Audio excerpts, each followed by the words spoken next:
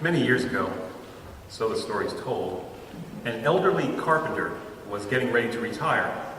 He told his employer, contractor, of his plans to leave the house building business and to live a more leisurely life with his wife, enjoying his extended family. He would miss the paycheck, but he needed to retire. They could get by.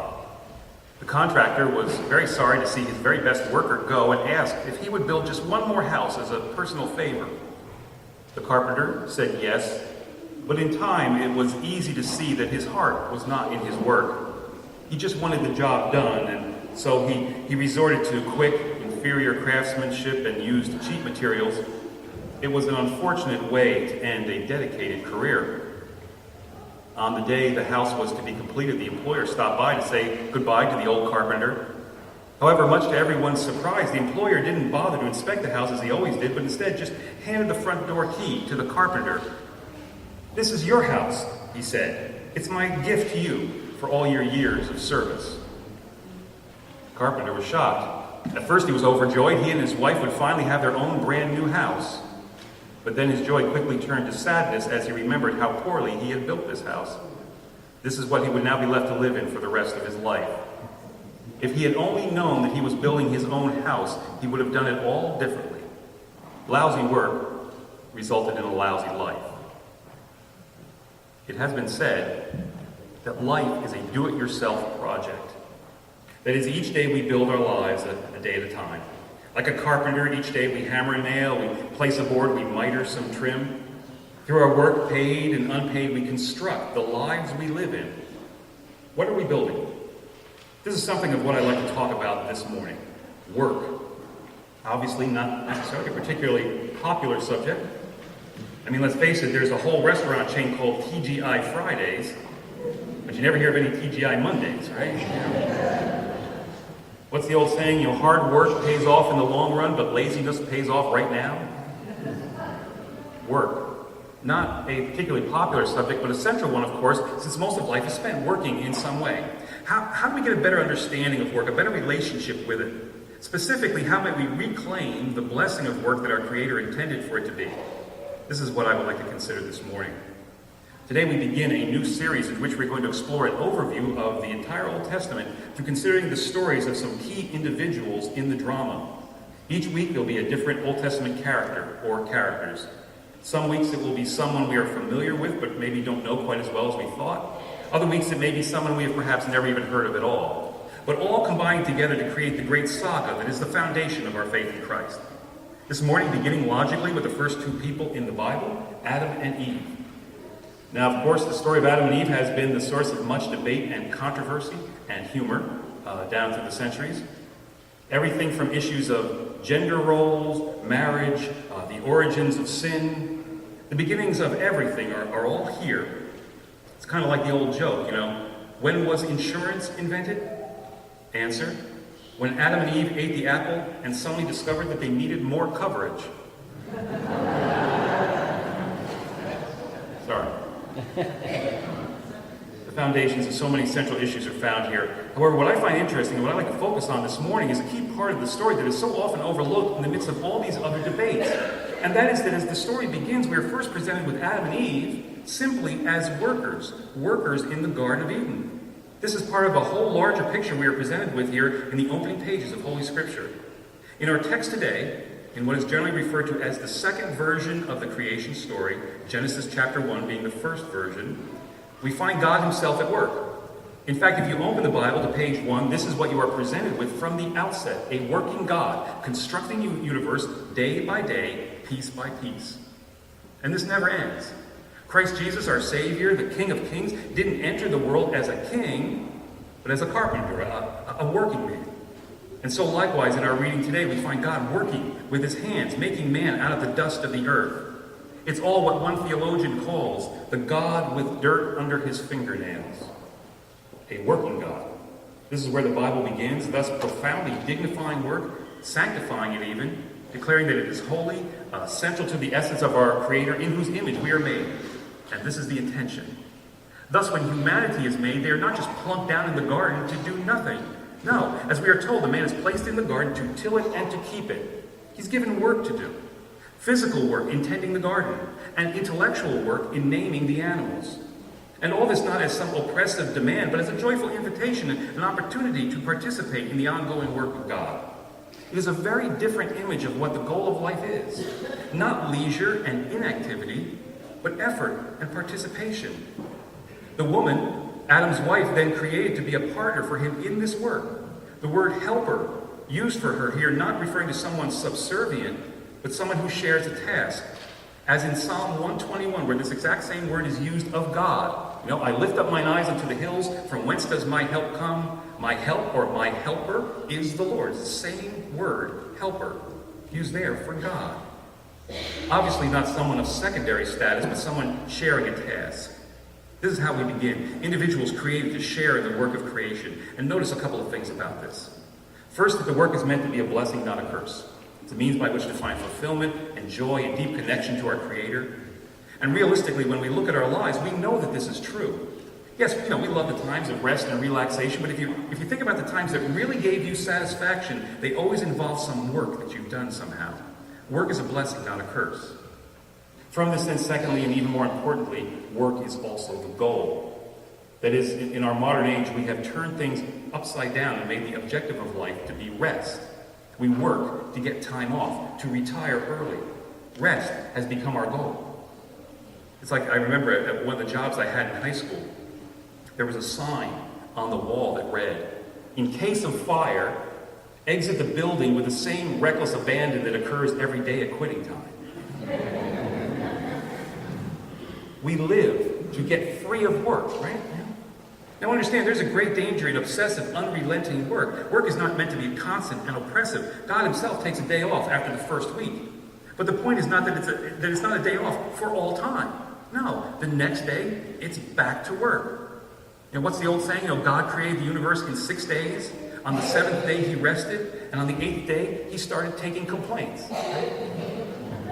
The work continues. You'll notice in the Bible that no one ever retires. There are no biblical retirement parties. No. Folks are always just given new tasks. Moses at age 80, Abraham at 90, Noah at 600. We don't work so that we can rest. Rightly, we rest so that we can work.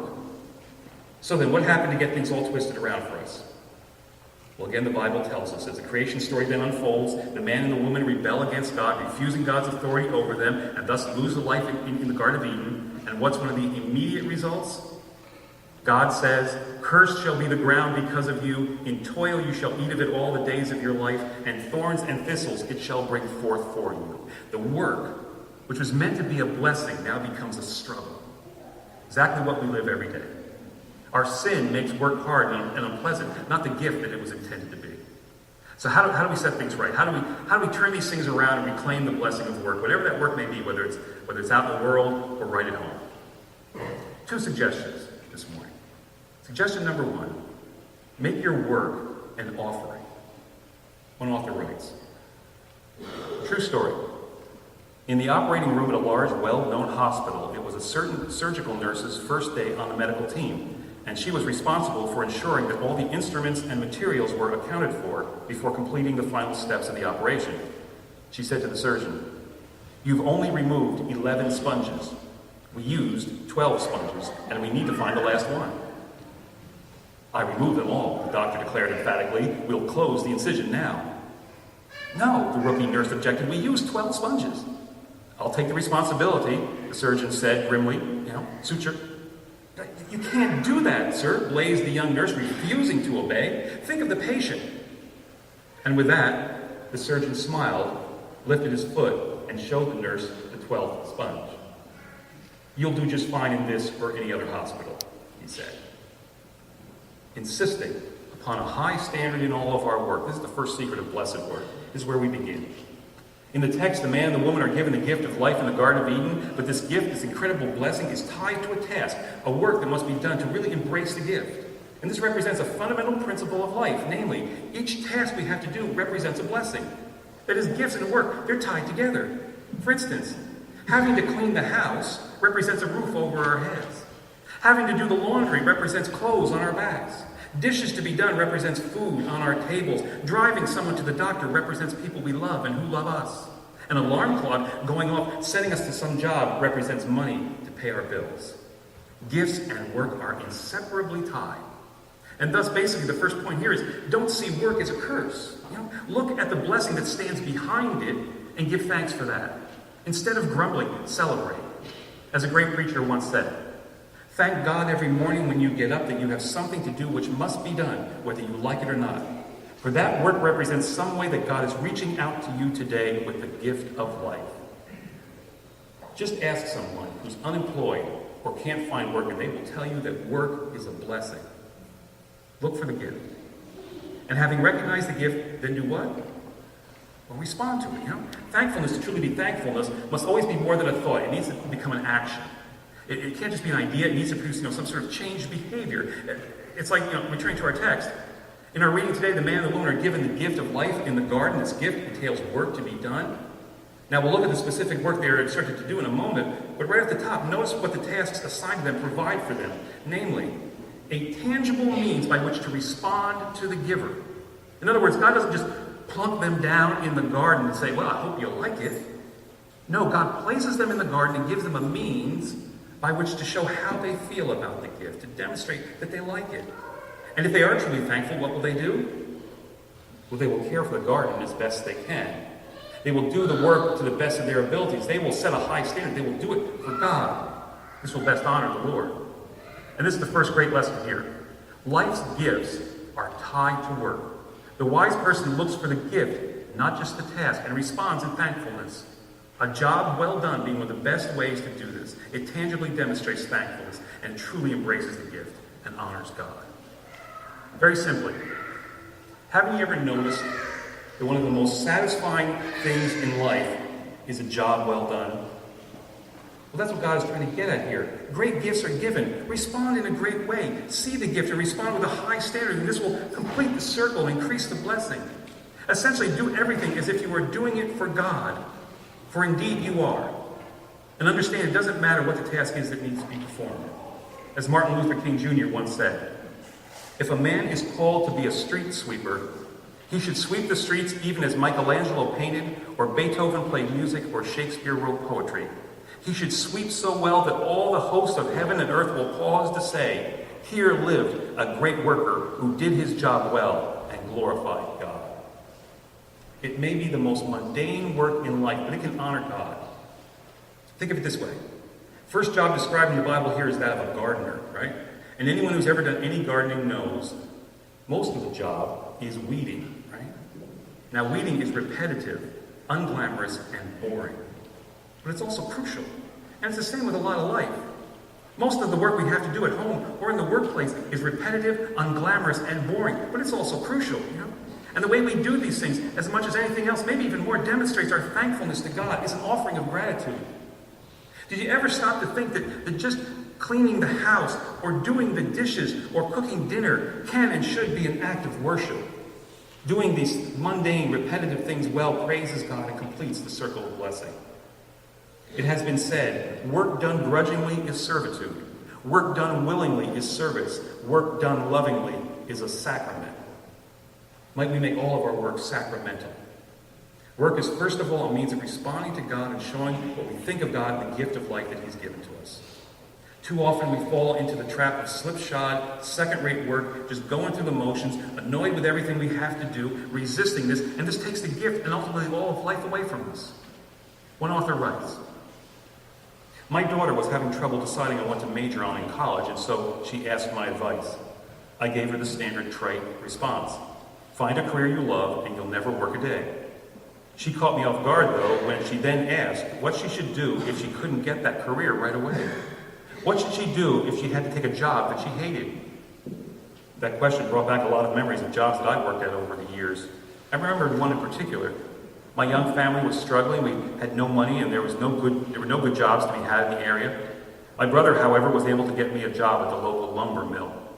The work was hard and meant constant pain for my back. Hours were spent loading and stacking lumber. The pay was just barely above minimum wage. In the winter, the skin on my fingers split and bled from the cold, dry air. The job turnover was high. In the several years I worked there, only the 4 of us supporting families didn't leave to look for something better. Still, I also remembered singing to myself while I stacked and loaded the lumber. I remembered the jokes and the laughter we all shared during lunch and on breaks. I remembered how a simple sandwich tasted like the greatest gourmet meal in the world after 8 hours of very hard work. Most especially, I remembered thanking God for this job so that I could feed my family. Remembering all of this gave me the answer that I needed for my daughter. Just bring your love to your job, I said. If you can't do what you love, then love what you do. Focus on the blessing and give your best in response. Suggestion number 1 in discovering the blessing of work: make it an offering. And then suggestion number 2, make it more than a job. Preacher Leonard Sweet writes, have you ever encountered a person performing an ordinary task in such a uniquely and inspiring way that they seem to transform the job and you with it? Something of this happened to me the other day.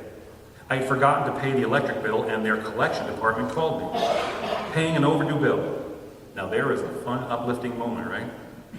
The overworked, underpaid, no doubt much cussed out employees at the other end of the phone line have surely heard every excuse, every sad story, and every colorful swear word there is in an attempt to do their job. Not a lot of joy, but this time it was different. The light of heaven shone down, yes, even from a bill collector. After chatting with the woman and giving her my payment information, she offered a confirmation number for our record keeping. And what a confirmation it was. As she carefully read off the extremely long series of letters and numbers, she gave words to the letters. Okay, she said, your confirmation number is B as in blessed, F as in faithful, G as in gracious, and H as in hopeful. No B as in Bob or H as in Harry with her, no. I kept wanting this confirmation number to go on and on. With every word of love and encouragement this offer worker offered, she let light, God's light, shine through the phone, lifting up my day, and I was deeply moved. She took a most ordinary task and made it extraordinary by bringing her unique self to the job and working to make even something difficult a kindness to someone else. And it reminded me that I can and must do the same. This is something of the other idea in operation, the other secret to blessed work. Bringing our unique selves to our work to make whatever we do more than just a task performed, but a special gift to someone else. Once again, returning to the text. The man is placed in the garden, it says, to till it and to keep it. And this is his specific job description, and the words indicate a couple of different ideas. To keep means to care for and to protect, and to till means to work at and to increase. Note the themes in this. Part of the job is guarding the gift. But it's also clear that the man's job is to be more than just maintaining the garden. He's being instructed to also increase it. That is, to bring his own unique input to it, to better it, and to grow it.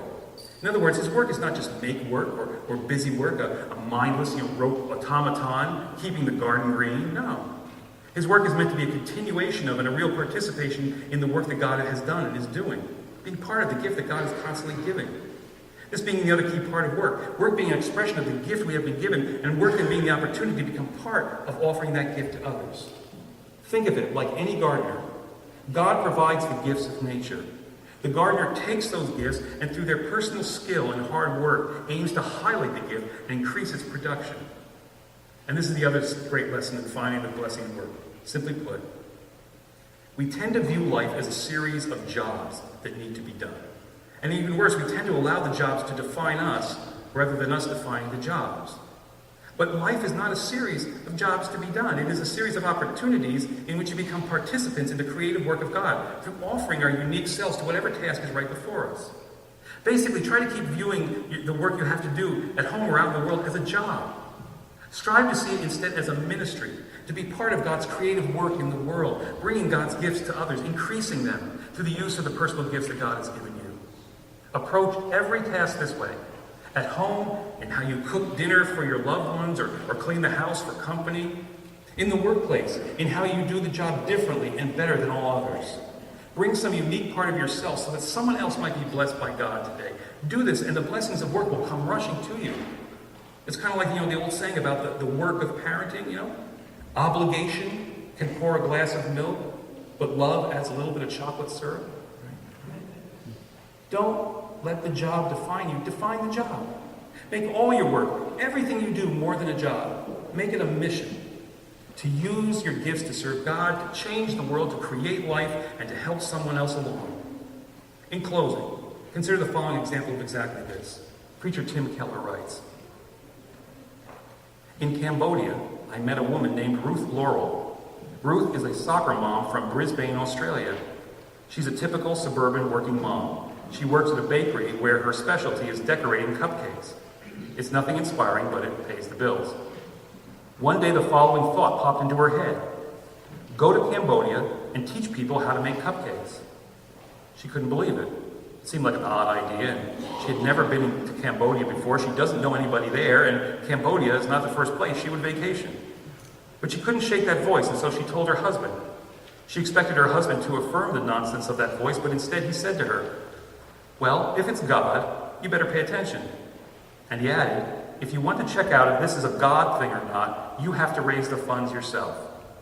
She didn't find his response terribly helpful, so she prayed about it. The next day, Ruth went to work and her boss said to her, "Ruth, this is really embarrassing. I don't know how this happened, but our accounting department told us that we have been underpaying you. Here is a check for the difference." And the check was in the exact amount for the airfare from Brisbane to Cambodia. And Ruth took it as a sign.